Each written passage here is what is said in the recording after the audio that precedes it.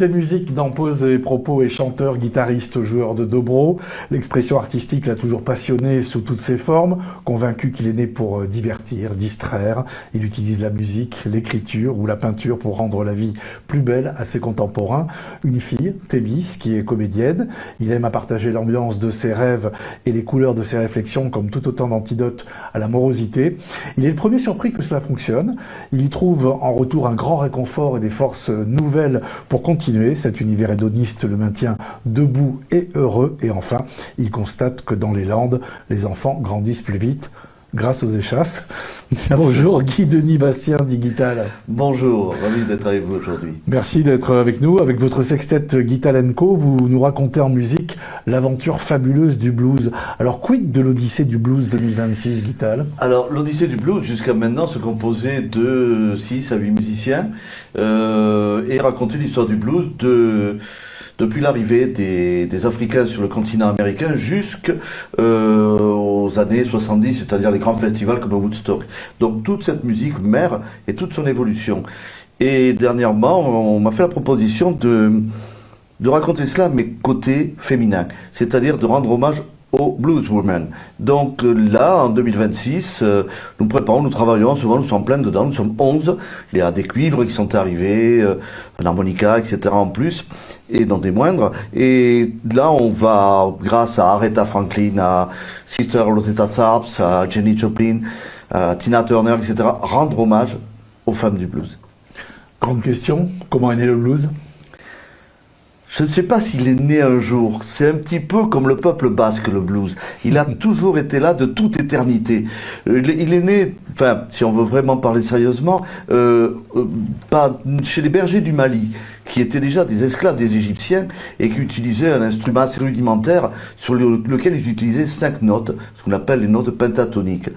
Et quand les Maliens ont été pris pour devenir esclaves en Amérique, ils se sont souvenus quand même de leur phrase musicale, et c'est resté, c'est quelque chose, la musique, c'est une culture, c'est ancré. Ils ont ressorti cela, et petit à petit, avec d'autres recoupements, comme la musique irlandaise, la musique des Indiens, qui étaient sur place, d'ailleurs, ils étaient d'ailleurs les premiers sur place, on peut oublier ça, ils ont mélangé un petit peu tout ça, et on est venu, en gardant toujours ces rythmes un petit peu, enfin, ces notes, à créer le blues, voilà. Et aujourd'hui, on parle beaucoup aussi du blues du désert qui nous vient du Mali avec les Touaregs.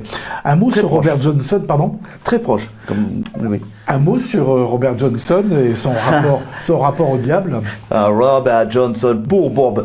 Robert Johnson, disons que il faut toujours, je pense que l'humain a besoin de ça, d'icônes, d'idoles, et il a fallu en choisir un, et dans les années 20, Robert Johnson n'était pas doué comme guitariste, il était repoussé par les locaux, comme Sun House, etc., et on lui disait d'aller jouer ailleurs. Puis il paraîtrait, qu'un soir, sous un chêne noir, à un croisement, le diable est apparu, il a touché sa guitare, il lui a accordé, et il lui a donné le don de jouer le blues le plus sublime, et cette légende a permis d'ancrer le nom de Robert Johnson, qui était aussi un très très bon musicien, attention. Vous avez choisi de nous interpréter 2 morceaux aujourd'hui, 2 reprises. Dans I Can Be Satisfied, Muddy Waters notamment dit qu'il n'est pas satisfait, qu'il va s'en aller. Que raconte exactement ce morceau? C'est toujours un petit peu... Voilà, c'est une des particularités du blues. Dans le blues, on ne dit jamais « mon patron ou celui qui me commande est méchant ». Non, pas d'ennui.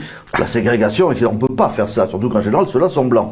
Donc, on va dire ma femme me dérange, ma femme est un boulet, ma femme me prend tout mon argent. Et c'est un petit peu ce qui se passe là-dedans. Il n'arrive pas à être satisfait en se plaignant de sa femme, en vérité, voilà. C'est le diktat des patrons qui le gêne. Alors, il implore également le Seigneur. J'ai le sentiment que c'est récurrent chez les bluesmen. Pourquoi ?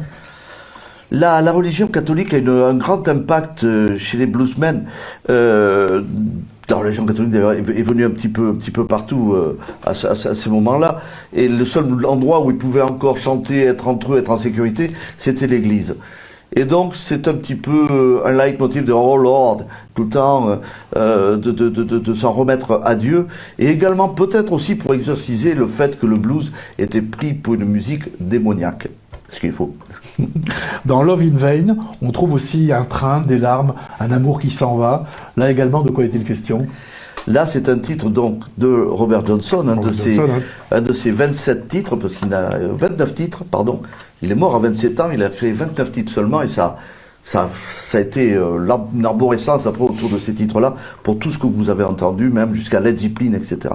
Bref, pour revenir au titre, c'est une histoire d'amour triste, parce que les histoires d'amour finissent mal. En général, voilà. Donc, Clin d'œil au Rita Mitsoko. oui, voilà, et c'est un petit peu cette histoire-là. Il est un peu malheureux et voilà, il accompagne sa copine à son dernier train. C'est une histoire toute simple, il n'y a rien de caché là-dessous. En 1972, Muddy Waters confiait « Je pense que le blues devrait vivre éternellement ». Qu'en pensez-vous en 2026, Vital? Comme le Pays Basque. Il peut pas, ça ne peut pas mourir. Mais vous serez copains, vous. Non, c'est-à-dire que mes musiciens sont basques, donc et je les remercie ici. J'ai des Gascons aussi depuis peu. Donc c'est impossible. Quand vous n'importe quelle chanson que vous écoutiez du R&B, que vous écoutiez comment dire, du hip-hop, que vous écoutiez du rap, le rap est très très très très proche du blues. C'est un discours comme ça, continu, avec des réponses rythmiques. C'est très très proche, ce sont les mêmes racines. Donc le blues, sur sa forme ancienne, celle que j'ai l'honneur de vous chanter, va peut-être rester dans quelques mémoires, mais il aura toujours sa place et son empreinte dans la musique, quoi que devienne la musique. Quel rapport entretenez-vous avec votre guitare et votre dobro? C'est très particulier. Ce serait long à expliquer, mais une passion, quand elle utilise un objet comme cela, c'est pas une béquille, ça devient une colonne vertébrale.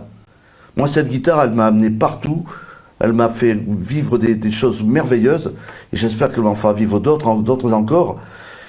C'est un complément, c'est une continuité de soi-même. Elle parle pour nous.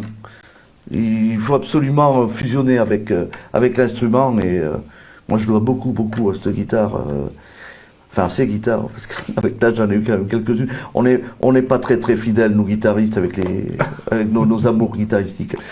Vous enseignez, quelle est la première chose que vous dites à vos élèves? D'abord, ce que je leur demande, c'est de se faire plaisir. Il faut absolument que la musique, comme tout art, soit une envie, un plaisir. Donc, d'abord, prendre du plaisir, et ensuite, pour moi, c'est de la musique. La première chose que je leur demande, c'est de taper en rythme dans les mains avec moi. C'est la seule chose qui peut faire que quelqu'un ne peut pas avancer dans la musique, c'est qu'il soit arythmique. Sinon, il n'y a aucune raison de pas... Moi, j'ai déjà un élève qui a 86 ans, un malgache, et il travaille la musique française avec moi, il chante, il fait de la guitare. Il n'y a pas d'âge pour commencer. Je rappelle le titre de votre spectacle, Guital, l'Odyssée du blues. Alors de ces 3 citations puisées dans 2001, l'Odyssée de l'espace ou l'Odyssée d'Homère et encore l'Odyssée de la Terre, lesquelles pourriez-vous reprendre à votre compte ou pas? Il n'y a aucune obligation, bien sûr. La distance rend toute chose infiniment plus précieuse. C'est dans 2001, l'Odyssée de l'espace. Ou bien les songes ne sont pas toujours vérifiés par l'événement, dans Homère, l'Odyssée d'Homère. Ou enfin, le plus glorieux spectacle de l'univers, un lever de soleil sur la campagne, c'est dans l'Odyssée sur Terre. Moi, j'aime bien l'Odyssée sur Terre parce que la simplicité, quand elle est rattachée à la sincérité, va toujours émouvoir et va toujours apporter du bien aux gens. Merci infiniment, Guital. Merci.